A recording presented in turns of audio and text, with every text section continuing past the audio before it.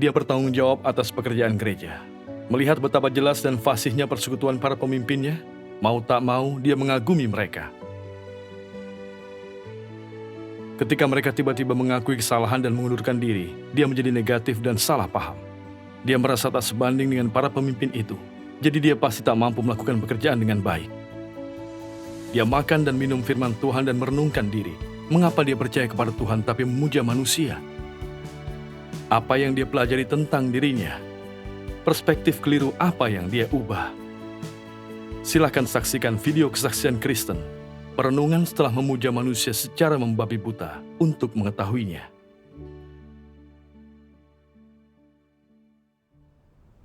Saat menjadi pemimpin di gereja pada 2019, aku bertemu beberapa pemimpin tingkat atas. Saat mempersekutukan kebenaran dan menangani masalah, mereka paham inti masalah. Bersekutu dan menganalisis semua dari permukaan lalu sampai mendalam dengan cara teratur. Aku merasa dapat manfaat dari mendengarkannya. Menurutku, mereka punya pandangan mendalam tentang segalanya dan punya kenyataan kebenaran. Dengan pengalaman hidup terbatas dan orang-orang semacam itu yang membimbing, aku pasti akan alami kemajuan cepat dan paham lebih banyak kebenaran dan keselamatanku terjamin. Lalu, apapun masalah atau kesulitan di pekerjaanku, yang pertama kulakukan itu menulis surat ke mereka minta bantuan. Jawaban mereka detail, bimbingan mereka punya arahan, memberi solusi untuk masalahku. Aku makin hormat dan andalkan mereka. Seiring waktu, aku cari mereka untuk membantu selesaikan masalah, besar maupun kecil, bahkan urusan umum.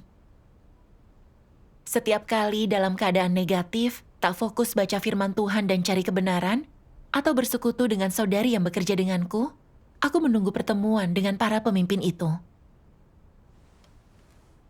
Saat mereka bersekutu di pertemuan, aku mendengarkan dengan saksama dan tekun mencatat, takut melewatkan sesuatu. Iya, terlalu mengagumi mereka sangat mudah menyimpang dari Tuhan. Benar. Iya. Kau benar. Tapi aku sama sekali tidak sadar saat itu. Di pertemuan, mereka sering tunjukkan dan analisis masalah kami. Langsung mengkritik jika kami membantah dan membenarkan diri saat ditangani. Kadang, saat aku menyingkapkan kerusakan yang tak kusadari, mereka mampu menunjukkan motifku dan menganalisis natur tindakanku.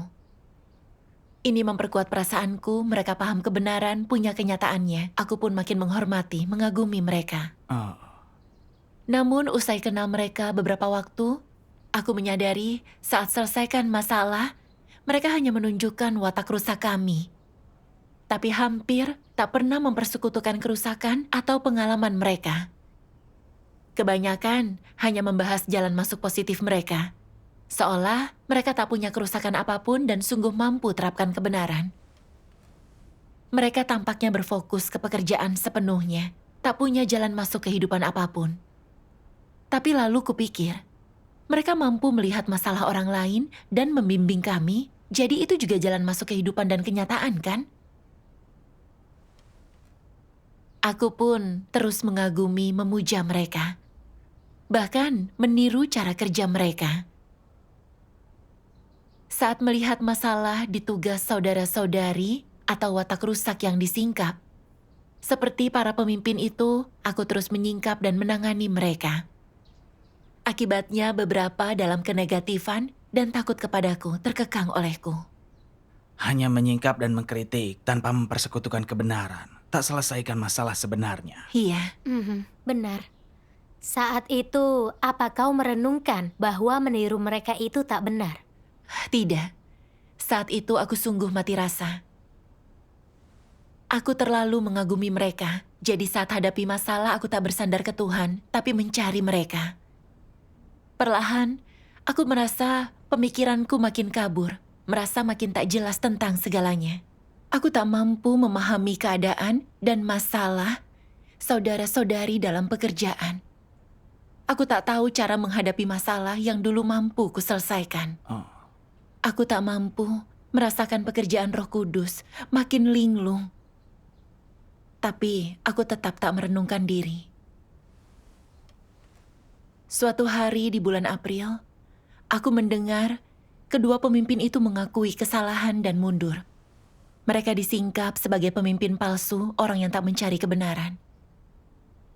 Aku tak mempercayainya. Beberapa hari aku bertanya-tanya, bagaimana mereka bisa mengakui kesalahan dan mundur? Mereka tahu banyak dan cakap bekerja. Mereka disingkap sebagai orang yang tak mencari kebenaran. Dan aku tak sebanding dengan mereka.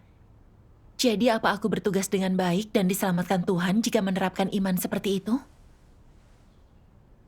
Aku sangat sedih saat itu. Jika mereka saja tak bekerja dengan baik, aku pun pasti begitu. Aku bahkan berpikir mengakui kesalahan dan mundur. Namun aku bisa melihat jelas, aku tak berada dalam keadaan benar. Kutanyai diriku, imanku kepada Tuhan atau kepada manusia? Mengapa mundurnya beberapa pemimpin atas itu memengaruhiku? Sampai merasa tak punya harapan untuk diselamatkan Tuhan? Kusadar aku percaya Tuhan, tapi menyembah orang dan tak punya tempat untuk Tuhan di hatiku, bahwa aku dalam keadaan berbahaya. Iya, Iya. Merasa takut, aku pun berdoa, memohon Tuhan untuk membimbingku. Esoknya, ku baca penggalan firman Tuhan ini. Sebaiknya orang yang mengaku mengikut Tuhan, membuka mata dan melihat kepada siapa mereka percaya. Benarkah Tuhan yang kau percayai atau iblis? Jika kau tahu yang kau percayai bukan Tuhan, melainkan berhalamu, sebaiknya kau tak mengaku sebagai orang percaya. Jika kau sungguh tak tahu siapa yang kau percayai, sekali lagi sebaiknya tak mengaku sebagai orang percaya. Mengaku aku orang percaya itu penghujatan. Tak ada yang memaksamu percaya kepada Tuhan. Jangan bilang percaya kepadaku. Aku sudah muak mendengar itu dan tak ingin mendengarnya lagi. Karena yang kau percayai adalah berhala-berhala di hatimu dan para perundung yang ada di antaramu. Amin. amin. Amin. Firman Tuhan menyentuhku. Terutama kalimat membuka mata dan melihat kepada siapa mereka percaya. Itu terasa tajam. Aku merasa Tuhan menyingkapku. Melihat pemimpin jelas dan teratur dalam perkataan mereka, aku merasa mereka paham kebenaran, punya kenyataan kebenaran.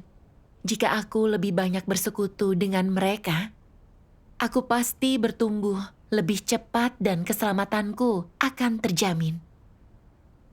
Jadi apapun masalah atau kesulitanku, bukannya bersandar pada Tuhan dan mencari kebenaran, aku selalu mencari dan bersandar pada mereka. Melakukan apapun, kata mereka. Di hatiku, mereka sudah jadi berhala, soko guruku. Kini usai mereka mengakui kesalahan dan mundur, aku merasa tanpa arah, tanpa jalan dalam tugasku. Lalu akhirnya aku sadar, selama ini aku mencari dan bersandar pada manusia, bukan Tuhan. Benar. Di luar aku percaya Tuhan, menjalankan tugas, berdoa setiap hari. Tapi tak ada tempat bagi Tuhan di hatiku. Aku mencari manusia, mendengarkan mereka saat ada masalah. Aku jelas percaya kepada manusia, tapi bilang aku percaya pada Tuhan. Aku menipu Tuhan, menghujatnya. Iya, Aku ingat perkataan Tuhan, orang yang percaya Tuhan harus menaati dan menyembahnya. Jangan meninggikan, memuja orang lain. Jangan menempatkan Tuhan di urutan pertama, pujaanmu di urutan kedua, dan kau sendiri di urutan ketiga. Tak seorang pun boleh punya tempat di hatimu. Kau tak boleh menganggap orang, terutama yang kau hormati, sejajar atau setara dengan Tuhan. Ini tak bisa ditoleransi Tuhan. Aku sungguh merasa watak Tuhan yang benar tak boleh disinggung. Tuhan memberitahu dengan jelas, dalam iman kita harus menyembah dan menghormati Tuhan. Kita harus andalkan dan menghormati Tuhan, bukan manusia. Hanya Tuhan yang boleh punya tempat di hati kita, bukan siapapun. Benar. Iya, Tuhan itu kudus, Dia Tuhan yang benci kejahatan. Siapapun tak boleh memuja dan mengikuti orang dengan kedok beriman kepadanya. Itu menyinggung watak Tuhan yang takkan dia toleransi. Iya. Lalu aku sadar, tak heran aku tak rasakan kerja Roh Kudus di tugasku. Jatuh ke dalam kegelapan dan makin tak jelas. Itu karena aku memuja manusia dan menjauh dari Tuhan. Jika tetap tak bertobat, aku pasti akan disingkirkan Tuhan. Iya, memuja dan mengikuti manusia itu menyembah berhala yang melawan ketetapan administratif Tuhan. Iya. Selama beberapa waktu aku banyak berdoa dan merenungkan alasanku mengagumi kedua pemimpin itu. Aku membaca firman Tuhan yang cukup membantuku memahami ini.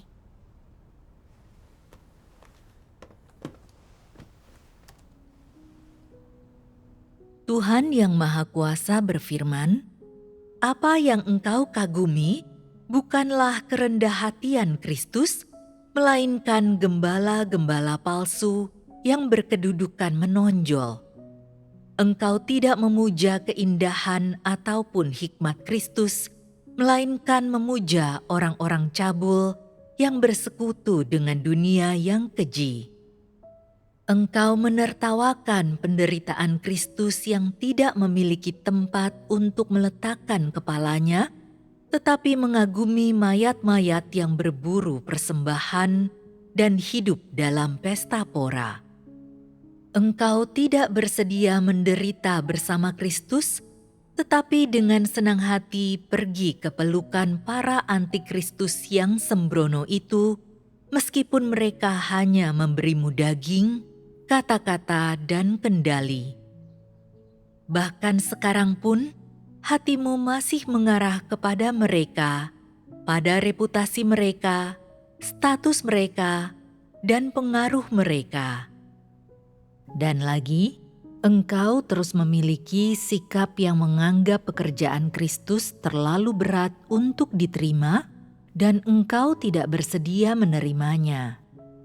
Inilah mengapa aku berkata bahwa engkau tidak memiliki iman untuk mengakui Kristus. Alasanmu mengikut Dia sampai hari ini hanyalah karena engkau tidak punya pilihan lain. Di dalam hatimu selamanya menjulang banyak gambaran mulia. Engkau tidak dapat melupakan setiap kata dan perbuatan mereka, juga perkataan serta tangan mereka yang berpengaruh. Di dalam hatimu, mereka selamanya agung dan selamanya pahlawan. Namun tidaklah demikian bagi Kristus zaman sekarang. Di dalam hatimu, Dia selamanya tidak penting dan selamanya tidak layak untuk dihormati. Karena Dia terlalu biasa, pengaruhnya terlalu kecil dan jauh dari mulia. Setinggi apapun tingkat seorang pemimpin atau pekerja, jika engkau memuja mereka karena mereka memahami sedikit kebenaran dan memiliki beberapa karunia, dan engkau yakin bahwa mereka memiliki kenyataan kebenaran dan dapat membantumu, dan jika engkau menghormati dan bergantung pada mereka dalam segala hal, dan berusaha memperoleh keselamatan melalui hal ini berarti engkau bodoh dan dungu, dan pada akhirnya semuanya ini akan sia-sia karena titik awalnya pada dasarnya salah. Sebanyak apapun kebenaran yang orang pahami, tak seorang pun mampu menggantikan Kristus, dan betapapun berbakatnya mereka, ini bukan berarti mereka memiliki kebenaran. Dan karena itu, mereka yang memuja, menghormati, dan mengikut manusia pada akhirnya akan disingkirkan. Mereka semua akan dihukum. Jika orang percaya kepada Tuhan, mereka hanya boleh menghormati dan mengikut Tuhan. Apapun kedudukan mereka dalam kepemimpinan, pemimpin dan pekerja tetaplah orang biasa. Jika engkau memandang mereka sebagai atasan langsungmu, Jika engkau merasa bahwa mereka lebih tinggi darimu, bahwa mereka lebih hebat atau lebih cakap daripada dirimu, dan bahwa mereka seharusnya memimpinmu, bahwa mereka terlihat lebih unggul dalam segala sesuatu bila dibandingkan dengan orang lain, itu keliru. Itu adalah hayalanmu. Dan apa akibat dari hayalan ini? Ini akan membuatmu secara tidak sadar mengukur pemimpinmu dengan menggunakan persyaratan yang tidak realistis, dan engkau tak akan mampu memperlakukan masalah dan kekurangan yang mereka miliki dengan benar. Pada saat yang sama, tanpa kau sadari, engkau juga akan sangat tertarik pada apa yang disebut gaya khas, karunia dan bakat mereka, sedemikian rupa sehingga sebelum engkau menyadarinya, engkau memuja mereka dan mereka telah menjadi Tuhanmu. Jalan itu, dari sejak mereka mulai menjadi panutanmu, objek pemujaanmu, sampai saat engkau menjadi salah satu pengikut mereka, adalah jalan yang akan membuatmu secara tidak sadar menjauh dari Tuhan. Dan bahkan, saat engkau secara berangsur-angsur menjauh dari Tuhan, engkau masih akan yakin bahwa engkau sedang mengikuti Tuhan, berada di rumah Tuhan, dan berada di hadirat Tuhan. Namun sebenarnya, engkau telah ditarik menjauh oleh kaki tangan iblis, oleh antikristus, dan engkau bahkan tidak akan merasakannya. Dan ini adalah keadaan yang sangat berbahaya. Untuk menyelesaikan masalah ini, di satu sisi, engkau harus mampu mengenali natur dan esensi antikristus, mampu mengetahui wajah buruk antikristus yang sebenarnya yang membenci kebenaran dan menentang Tuhan. Selain itu, engkau juga harus mampu mengenali teknik yang lazim antikristus gunakan untuk menipu dan menjerat orang, serta cara mereka melakukan segala sesuatu. Di sisi lain, engkau harus mengejar pengenalan akan watak dan esensi Tuhan. Engkau harus mengerti dengan jelas bahwa hanya Kristuslah jalan, kebenaran dan hidup, dan memuja manusia manapun akan mendatangkan malapetaka dan kemalangan atas dirimu. Engkau harus percaya bahwa hanya Kristus yang mampu menyelamatkan manusia, dan engkau harus mengikuti dan menaati Kristus dengan iman yang mutlak. Hanya inilah jalan yang benar dari keberadaan manusia. Beberapa orang mungkin berkata, "Yah, aku memang punya alasan untuk memuja para pemimpin. Dalam hatiku, aku tentu saja memuja siapapun yang berbakat. Aku memuja pemimpin manapun yang sejalan dengan gagasanku." Mengapa engkau bersikeras memuja manusia meskipun engkau percaya kepada Tuhan? Pada akhirnya, siapakah yang akan menyelamatkanmu? Siapakah yang benar-benar mengasihimu dan melindungimu? Tidak dapatkah engkau benar-benar menyadarinya? Jika engkau mengikut Tuhan, engkau harus mendengarkan firman-Nya, dan jika seseorang berbicara dan bertindak dengan benar, dan itu sesuai dengan prinsip kebenaran, apakah menaati kebenaran tidak baik? Mengapa engkau begitu hina? Mengapa engkau bersikeras mencari seseorang yang kau puja untuk diikuti? Mengapa engkau suka menjadi budak iblis? Mengapa tidak menjadi hamba kebenaran saja? Ini memperlihatkan apakah seseorang memiliki nalar dan martabat atau tidak. Amin. Saat membacanya, aku merasa aku budak iblis seperti gambaran Tuhan. Aku memuja dan mengikuti manusia. Aku mengagumi yang berstatus dan berkarunia yang fasih bicara. Melihat para pemimpin itu paham inti masalah saat persekutuan kebenaran dan selesaikan masalah, serta melihat persekutuan mereka jelas dan teratur, aku tertarik dengan bakat kemampuan kerja mereka. Aku merasa mereka paham kebenaran, punya kenyataan kebenaran, jadi aku membabi buta memuja dan andalkan mereka. Kupikir dengan pimpinan mereka, aku bisa paham kebenaran dan bekerja dengan baik. Aku akan bertumbuh cepat dalam hidup, punya harapan diselamatkan, dan tanpa bantuan, bimbingan mereka, harapanku diselamatkan sangat kecil. Aku sangat bingung, sangat buta. Tuhan sumber kebenaran. Hanya Tuhan yang mampu memberikan kebenaran, menyelesaikan masalah kita, dan selamatkan kita dari kekuatan iblis. Iya. Hanya Tuhan yang boleh kita andalkan. Setinggi apapun status orang, karunia apapun yang mereka punya, mereka tetap orang yang dirusak iblis. Kita tak boleh bersandar memuja mereka. Iya. Aku orang percaya, tapi Tuhan tak punya tempat di hatiku. Menghadapi masalah, aku tak andalkan Tuhan atau cari kebenaran, tapi menunggu mereka datang menyelesaikannya. Itu bodoh, kan?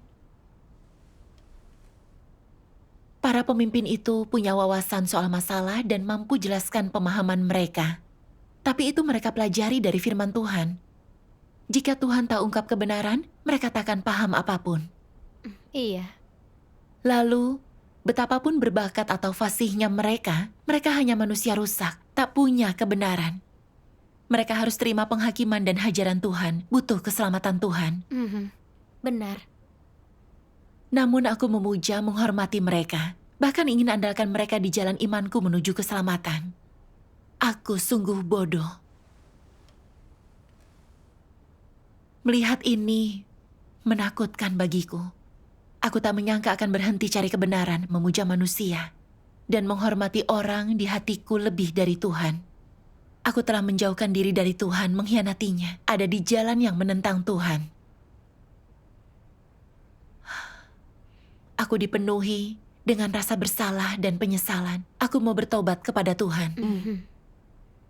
Aku sama. Saat seseorang punya status, berbakat, fasih dalam persekutuan, aku mengira mereka paham kebenaran, mengagumi dan menghormati mereka. Sangat mudah disesatkan seperti itu. Iya, benar. Lalu aku tahu alasan pengunduran diri kedua pemimpin atas itu. Salah satunya mengejar reputasi dan status, selalu ingin pamer dan dikagumi. Saat tak ada hasil dalam pekerjaannya, dia sedih dan mengendur. Saudara-saudari berusaha bersekutu, tapi dia tak berubah. Akhirnya, dia tak mampu selesaikan pekerjaan nyata, jadi berhenti. Lainnya, dihambat keluarga, mengeluh tentang sulitnya percaya kepada Tuhan, jadi dia melepas tugasnya pulang ke keluarganya. Aku kaget mendengarnya. Mereka terdengar muluk-muluk dalam persekutuan dan fasih menyelesaikan masalah orang lain. Jadi kenapa goyah saat menghadapi masalah yang sama? Mengapa mereka tak mampu terapkan kebenaran? Dulu kupikir mereka mampu terapkan kebenaran, punya kenyataan kebenaran. Tapi akhirnya aku sadar, mereka tak punya kenyataan kebenaran. Mereka mengeluh melepas tugas mereka saat kepentingan terancam. Mereka tak mengejar kebenaran. Citra baik mereka di hatiku runtuh dalam sekejap. Ini menunjukkan tak paham arti punya kenyataan kebenaran. Iya. Lalu aku membaca firman Tuhan tentang ini.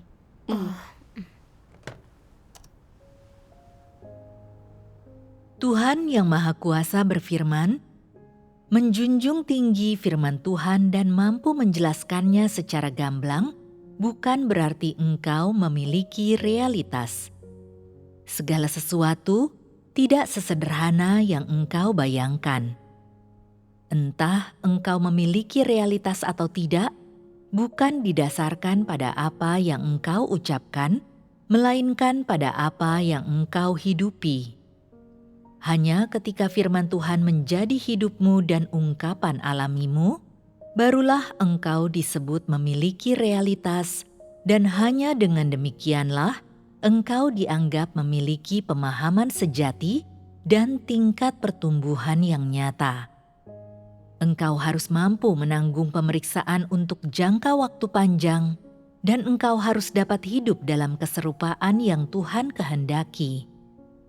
Itu bukan semata-mata tentang bersikap, melainkan harus mengalir secara alami dari dalam dirimu.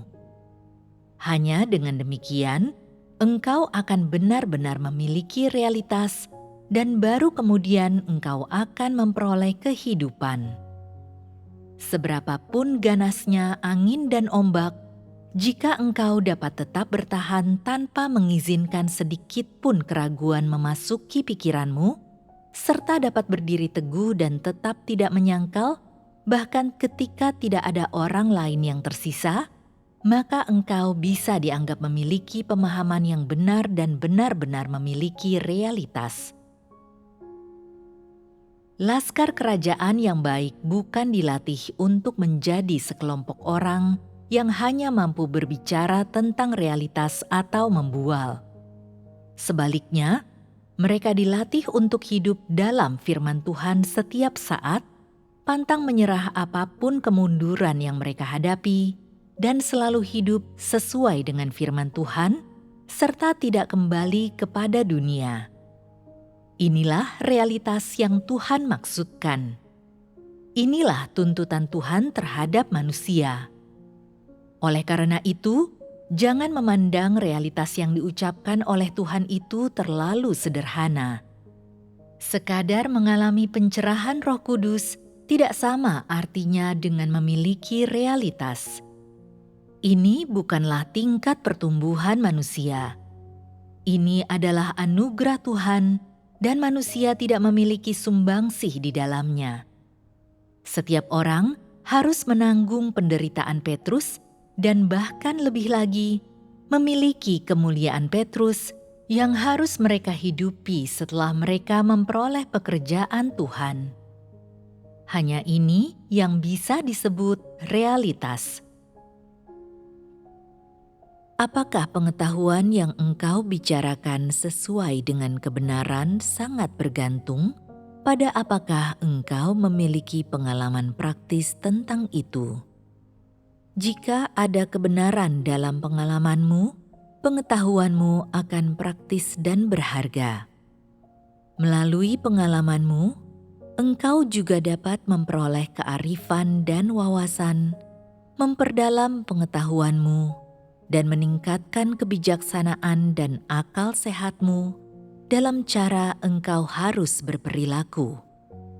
Pengetahuan yang diungkapkan oleh orang yang tidak memiliki kebenaran adalah doktrin, setinggi apapun pengetahuan tersebut. Orang seperti ini mungkin sangat cerdas ketika menyangkut masalah daging, tetapi tidak mampu membedakan ketika menyangkut masalah rohani. Ini karena orang seperti ini tidak memiliki pengalaman sama sekali dalam hal-hal rohani. Mereka adalah orang-orang yang tidak tercerahkan dalam hal-hal rohani dan tidak memahami perkara-perkara rohani. Apapun pengetahuan yang engkau bicarakan, selama itu adalah keberadaanmu, maka itu adalah pengalaman pribadimu, pengetahuanmu yang sebenarnya. Hal-hal yang dibicarakan oleh mereka yang hanya menyampaikan doktrin, yaitu mereka yang tidak memiliki kebenaran atau kenyataan, dapat juga dikatakan sebagai keberadaan mereka, karena doktrin mereka didapatkan hanya dari renungan yang mendalam dan merupakan hasil dari pertimbangan mereka yang mendalam. Akan tetapi, itu hanyalah doktrin, itu tak lebih dari imajinasi. Amin. Amin. Syukur kepada Tuhan. Firman Tuhan sangat jelas soal membedakan seseorang punya kenyataan kebenaran atau tidak. Iya. Membaca firman Tuhan menyadarkanku. Aku mengagumi kedua pemimpin itu karena tak memahami arti doktrin dan kenyataan. Melihat muluknya persekutuan mereka di pertemuan dan mampu menyingkap menganalisis kerusakan orang, aku mengira mereka punya kenyataan kebenaran. Tapi lalu dari firman Tuhan aku paham, mempersekutukan pemahaman tentang firman Tuhan dan menganalisis masalah tak berarti punya kenyataan kebenaran. Punya kenyataan itu tentang orang yang baca firman Tuhan, lalu menerima dan menerapkannya, mampu tunduk kepada Tuhan apapun ujiannya dan memiliki kesaksian dari menerapkan kebenaran. Ya. Mereka yang sungguh punya kenyataan, memahami natur rusak mereka sendiri, dan punya pengalaman pribadi dari firman Tuhan. Mereka mampu memakai pengalaman nyata mereka untuk membimbing yang lain masuk ke kenyataan firman Tuhan. Mereka yang punya kenyataan kebenaran, melakukan semua dengan berprinsip dan bertugas dengan setia. Apapun situasi yang dihadapi, mereka mampu menjunjung tinggi pekerjaan gereja dan melaksanakan tugas. Iya. Benar. Kedua pemimpin itu biasanya sangat fasih bicara dalam persekutuan mereka dan seolah mampu selesaikan masalah orang lain. Namun saat hadapi masalah nyata, mereka melepas tugas mereka untuk melindungi kepentingan sendiri. Kulihat mereka hanya mengkhotbahkan doktrin, bukan kenyataan. Mereka jatuh saat dihadapkan pada kenyataan. Ya. Itu membuktikan mereka tak kejar kebenaran, tak punya kenyataan kebenaran. Iya.